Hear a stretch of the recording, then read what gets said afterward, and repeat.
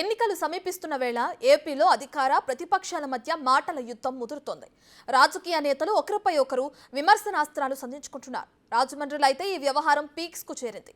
మొదట వాలంటీర్ను బెదిరించాడంటూ టీడీపీ నేత ఆదిరెడ్డి అప్పారావు ఓ మహిళా వాలంటీర్తో ఫోన్లో మాట్లాడిన కాల్ రికార్డును సిద్ధం సభలో ప్రజల ముందు ప్లే చేసి ఆదిరెడ్డి అప్పారావుకు చెప్పు చూపిస్తూ వార్నింగ్ ఇచ్చారు వైసీపీ నేత ఎంపీ మార్కాని భరత్.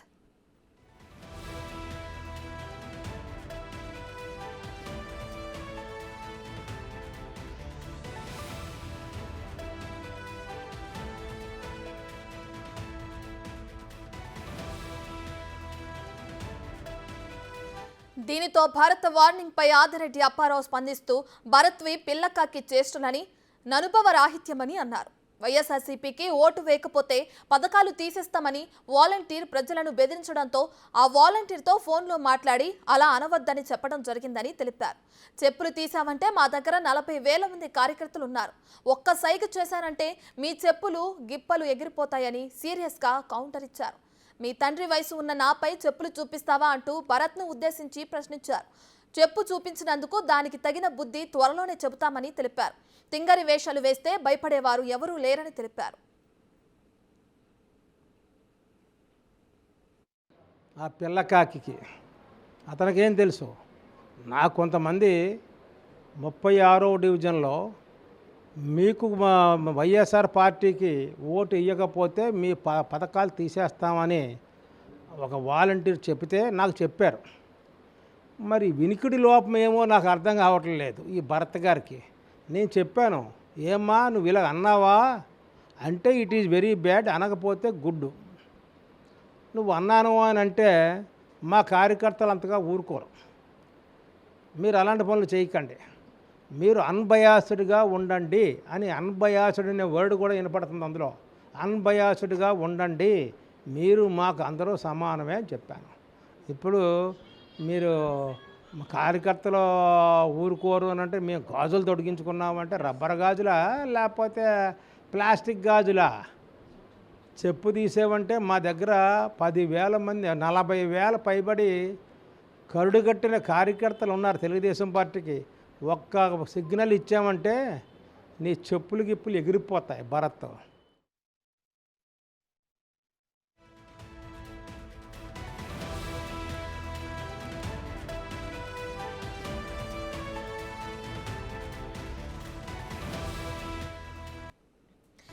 ఎన్నికలు సమీపిస్తున్న వేళ ఏపీలో అధికార ప్రతిపక్షాల మధ్య మాటల యుద్ధం ముదురుతోంది. రాజకీయ నేతలు ఒకరిపై ఒకరు విమర్శనాస్త్రాలు సంధించుకుంటున్నారు. రాజమండ్రిలో అయితే ఈ వ్యవహారం పీక్స్ కు చేరింది. మొదట వాలంటీర్ను బెదిరించాడంటూ టీడీపీ నేత ఆదిరెడ్డి అప్పారావును ఓ మహిళా వాలంటీర్తో ఫోన్లో మాట్లాడిన కాల్ రికార్డును సిద్ధం సభలో ప్రజల ముందు ప్లే చేసి ఆదిరెడ్డి అప్పారావుకు చెప్పు చూపిస్తూ వార్నింగ్ ఇచ్చారు వైసీపీ నేత ఎంపీ మార్కాని భరత్.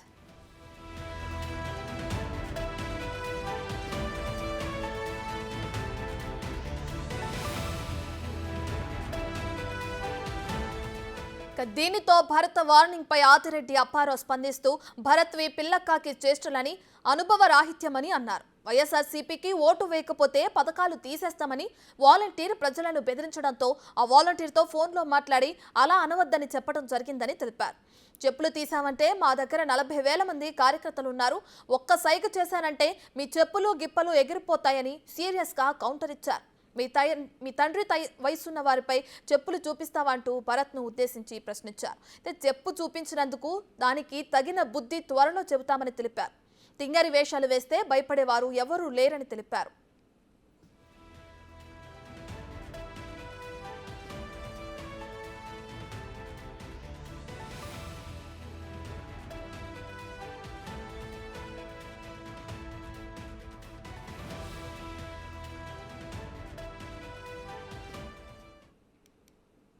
ఇదే అంశానికి సంబంధించి మరింత సమాచారాన్ని మా ప్రతినిధి రాజేష్ అందిస్తారు. సో రాజేష్, అటు చూసుకుంటే అటు మార్కాని భరత్ కానీ ఆదిరెడ్డి అప్పారావు కానీ ఇద్దరు ఒకరిపైన ఒకరు విమర్శలు చేసుకోవడం చూస్తూనే ఉన్నాం. దీన్ని ఇప్పుడు రాజకీయాలు అనంటే ఏపీలో ఎలక్షన్స్ దగ్గర పడుతున్నాయి కాబట్టి ఇలా ఒకరి మీద ఒకరు ఇవి ఆరోపణలు చేసుకోవడం వల్ల ప్రజల్లో ఎక్కువ ఇది వస్తుందని చెప్పి ఇటువంటి ఆరోపణలు చేసుకుంటున్నారా? చెప్పు చూపించే సంస్కృతిని మళ్ళీ మొదలు పెట్టారనుకోవచ్చు అంటారా? సో ఓవరాల్గా దీన్ని ఎలా చూడొచ్చు అంటారు? గుడ్ మార్నింగ్ రత్న. ఎన్నికలు దగ్గర పడే కొద్దీ రాజమండ్రిలో అర్బన్లో రాజకీయం మరింత వేడెక్కింది. నిన్న సిద్ధం పేరుతో రాజమండ్రి సిటీలో స్థానిక సుబ్రహ్మణ్య మైదానంలో వైసీపీ భారీ బహిరంగ సభ ఏర్పాటు చేసింది. బహిరంగ సభలో మొత్తం రాజమండ్రి ఎంపీ మార్గాని భరత్, అలాగే వైసీపీ సీనియర్ నేతలు కొడాలి నాని, పేర్ని నాని, ఇతర సీనియర్ నేతలందరూ కూడా పాల్గొన్నారు.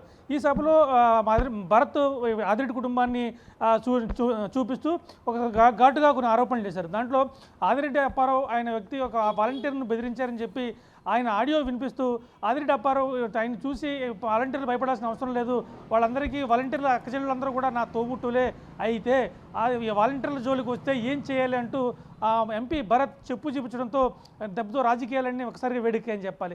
అండ్ వెంటనే దాంతోపాటు భరత్ చేసిన కామెంట్లు ఏవైతున్నాయో వీళ్ళందరూ కూడా ఎక్కడి నుంచి వచ్చారు, రాజకీయాలను అడ్డం పెట్టుకుని కోట్లు సంపాదించారు, నేను బై భర్త్ కూడా ఉన్నత కుటుంబం నుంచి వచ్చాను, నేనన్నీ కూడా మా తండ్రి మా తాతయ్య ఇక్కడ మున్సిపల్ కమిషనర్ చేశారు, వీళ్ళు అధిక వడ్డీలు గుంజుతూ స్థానికులను భయపెడుతూ రాజకీయాలు నడుపుతున్నారని చెప్పి భరత్ చాలా ఘాటుగా ఆరోపించారు. దాంతోపాటు రాజమండ్రిలో ఏ మూలు చూసినా 100-150 గజాల ఇళ్ల స్థలాలన్నీ కూడా వీళ్ళ పేరునే ఉంటాయి, ఎందుకంటే 1-2 లక్షలు అప్పులు ఇచ్చి ఆ తర్వాత అధిక వడ్డీ వసూలు చేసి ఆ వడ్డీ డబ్బులు ఇవ్వలేకపోతే కనుక ఆ స్థలాలు వీళ్ళ పేరు రాయించుకుంటారు, ఇది వీళ్ళ దౌర్జన్యకాండ ఇలా కొనసాగుతుందని చెప్పి మార్గాని భరత్ ఆరోపణలు చేశారు. దాంతోపాటు పేర్ని నాని అలాగే కొడాలి నాని కూడా ఆదిరెడ్డి అప్పారావు మీద, ఆదిరెడ్డి కుటుంబం మీద చాలా ఘాటైన ఆరోపణలు చేశారు. దీనికి వెంటనే స్పందించిన ఆదిరెడ్డి అప్పారావు మా రాజమండ్రి ఎంపీ మార్గాని భరత్ ఒక పిల్ల బచ్చ, అతను నా ముందా కుప్పిగొంతులు వేస్తున్నాడు, నువ్వేంటో నీ స్థాయి ఏంటో మీ నాన్నకు నేను ఎలా సంపాదించాను అనేది మీ నాన్నకు తెలుసు, మొన్న కూడా మీ నాన్న నాతో ఫోన్లో మాట్లాడారు, నా కొడుకుని నీ కొడుకులా కాపాడుకో అని చెప్పి నన్ను బతులాడుకున్నారు, ఇప్పుడు దాకా నీ మీద దృష్టి పెట్టలేదు, ఇక నుంచి ఖచ్చితంగా నీ మీద దృష్టి పెడతాను, ఖచ్చితంగా నేను వడ్డీ వ్యాపారం చేశాను కానీ నీతిగా నిజాయితీగా సంపాదించాను, ప్రతి సంవత్సరం ఇన్కమ్ ట్యాక్స్లు కట్టాను, ఒకసారి నా ట్రాక్ రికార్డ్ చూసుకో అని చెప్పి ఆదిరెడ్డి అప్పారావు కూడా చాలా కౌంటర్ ఇచ్చారు. అలాగే వాసు కూడా ఇటీవల కాలంలో తను కనుక అన్యాయంగా అక్రమంగా సంపాదించినట్లయితే ఎవరైనా సాక్ష్యాధారాలు ఉంటే కనుక నా ఆస్తి మొత్తం రాసిస్తాను, ఎవరైనా నా వల్ల నేను డబ్బులు ఇచ్చిన వాడి వల్ల ఎవరైనా ఒకటి నా వల్ల బాధపడుంటే నిరూపిస్తే కనుక ఖచ్చితంగా నేను రాజకీయాలు తప్పుకుంటాను, దానికి నువ్వు సిద్ధమని చెప్పి ఆదిరెడ్డి వాసు కూడా చాలా స్ట్రాంగ్ కౌంటర్ ఇచ్చే పరిస్థితి. ఏది ఏమన్నా కానీ ఇటీవల కాలంలో గత వారం 10 రోజులు చూసుకుంటే రాజకీయాలు కాస్త వేడిగానే ఉన్నాయి.